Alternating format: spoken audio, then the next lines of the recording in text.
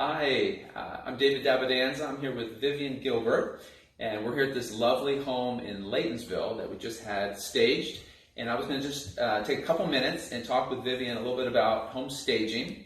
So the first question that we typically always get, and it's actually the first question that you answer on your website, is what is the importance of home staging? Well, the first thing is that you want to make sure that when you stage, people understand that you're creating value and that you're going to help the house sell much quicker. So it's a double bonus. You sell faster for more money. Yeah, and what I find is when you can have a home that you sell quicker in the real estate world, that typically means we're able to hold on to the value better and really negotiate from a point of strength.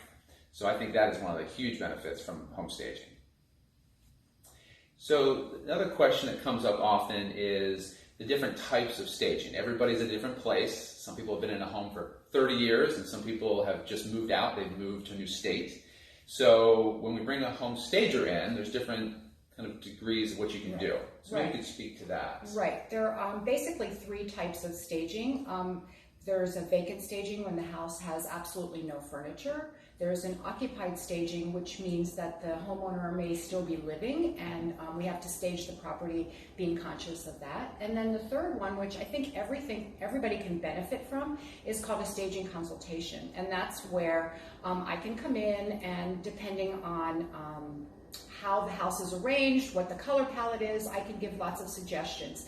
And it's like soup to nuts. So basically from top to bottom, you're going to have all the information you need to stage the property yourself.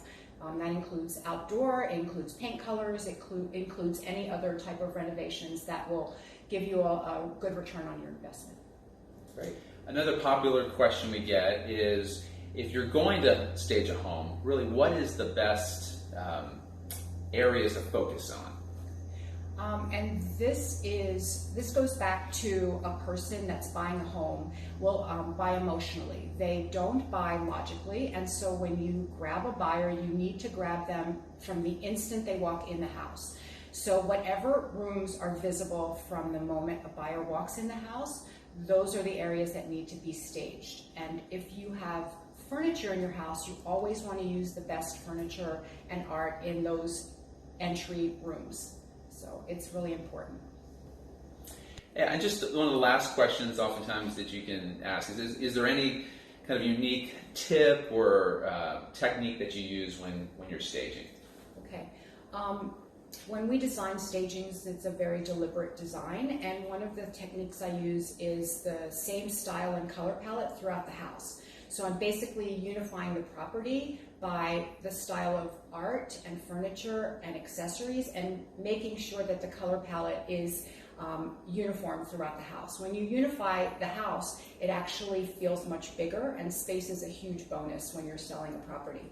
The other tip I have is if you are living in a house and you're staging on your own, the number one thing that you can add to make your house feel much more warm and inviting is a plant. So it can definitely be a real plant, but it can also be an artificial plant. It should be green rather than floral, and that's a huge bonus. It makes the house feel so much warmer and more inviting.